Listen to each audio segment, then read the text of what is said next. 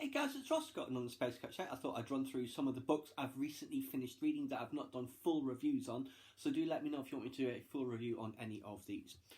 First, Deathless Divide by Justina Ireland, the sequel to Dread Nation. I haven't read any of her Star Wars stuff that's caused controversy, but I really enjoyed these two books about the zombie apocalypse and the aftermath of the American Civil War. So, after the fall of Summerland, Jane McKean hoped her life would get simpler, get out of town, stay alive, and head west to California to find her mother. But nothing is easy when you're a girl trained in putting down the rest as dead, and a devastating loss on the road has Jane questioning everything she thought she knew about surviving. Caught between mysteries and lies, the undead and her own inner demons, Jane soon finds herself on a dark path of blood and violence that threatens to consume her. But she won't be in it alone. Catherine Devereux never expected to be allied with Jane McKean, but after the hell she has endured, she knows friends are hard to come by. Watching Jane's back, however, is more than she bargained for, and when they both reach a breaking point, it's up to Catherine to keep hope alive, even as she begins to fear that there is no happily ever after for girls like her. Yes, thoroughly enjoyable. Always up for a good zombie apocalypse. Next, The True Queen by Zen Cho. I'd had this for a little while, I hadn't managed to get around to it. Fantastic, absolutely loved it. Fairyland's future lies in doubt. Muna and her sister Sakti wake on the shores of an enchanted island under a curse, and this has quite stolen away their memories. They plan to petition Britain's Sorceress Royal for aid. However, to reach Regency London, they must pass through the realm of the formidable Fairy Queen, and here Sakti disappears. To save her sister, Muna must learn to navigate London's high society, but when the Sorceress Royal's friends are inadvertently embroiled in a plot concerning Fairyland's succession, Muna is drawn right in. She must also find Sakti, break their curse, and somehow stay out of trouble. But if Fairyland's true queen does finally return, trouble may find her first. Really enjoyed this, great setting. I thought the Sorceress Royal would have been a bigger character in this than she was, but maybe there would be further novels in this series focusing about her magic academy for women. But yes, really enjoyed this one. Now, next, The Dark Archive by Genevieve Cogman, the latest in the Invisible Library series, which is absolutely fantastic. And so was this. Irene knows her to-do list will be her undoing. Danger is part of the day job for a librarian spy, so Irene's hoping for a relaxing weekend. However, her jaunt to Guernsey proves no such thing. Instead of retrieving a rare book, she's almost assassinated, Kai is poisoned, and Vale barely escapes with his life. Then the attacks continue in London, targeting those connected with the Fey Dragon Peace Treaty. Irene knows she must stop the plot before the treaty fails, or someone dies. But when Irene and friends are trapped underground in a secret archive, things don't look so good. Then an old enemy demands vengeance, and a shocking secret is revealed. Can Irene really seize victory from chaos?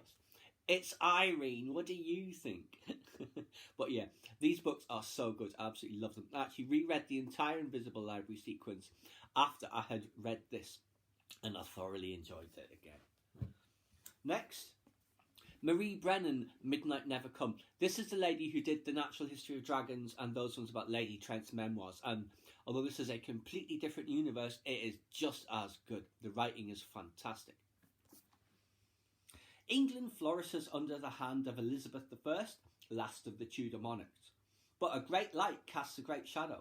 In hidden catacombs beneath London, a second queen holds court. Invidiana, ruler of fairy England, and a dark mirror to the glory above. In the 30 years since Elizabeth ascended her throne, Fey and mortal politics have become inextricably entwined in secret alliances and ruthless betrayals whose existence is suspected only by a few. When the fairy Lady Loon is sent to monitor and manipulate Elizabeth's spy master Walsingham, her path crosses that of Michael Devon, a mortal gentleman and agent of Walsingham's.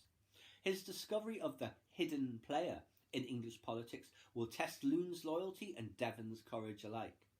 Will she betray her queen for the sake of a world that is not hers? And can he survive in the Machiavellian world of the Fae? Only together will they be able to find the source of Invidiana's power, find it and break it.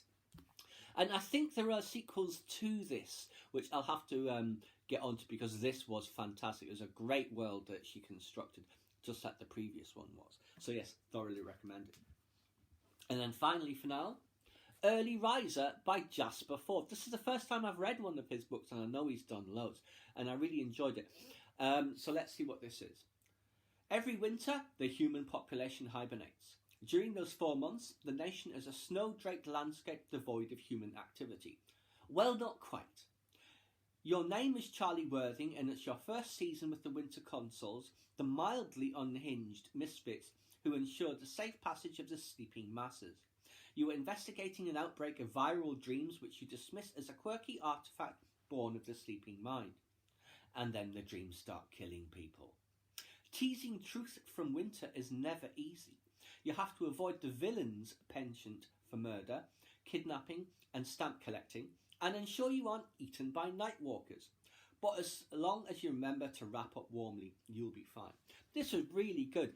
I thought when I first started reading it that it was a real, very comedic. It's just like almost like Terry Pratchett in the universe he was describing about this land of winter and all the crazy stuff that happens. It's written in a very funny manner, but then it gets really serious in a good way, not like in a dull way. And I really enjoyed this. Yeah, all the dreams, they're all interlinked, and the society that it describes in the winter is absolutely fascinating as well. So I may get another one of his books in due course, because I was thoroughly impressed with this one.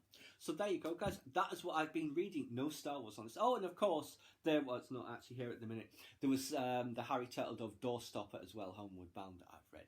So anyway, guys, working my way through my reading backlist. I hope you guys enjoyed. Please subscribe to my channel if you enjoyed this content.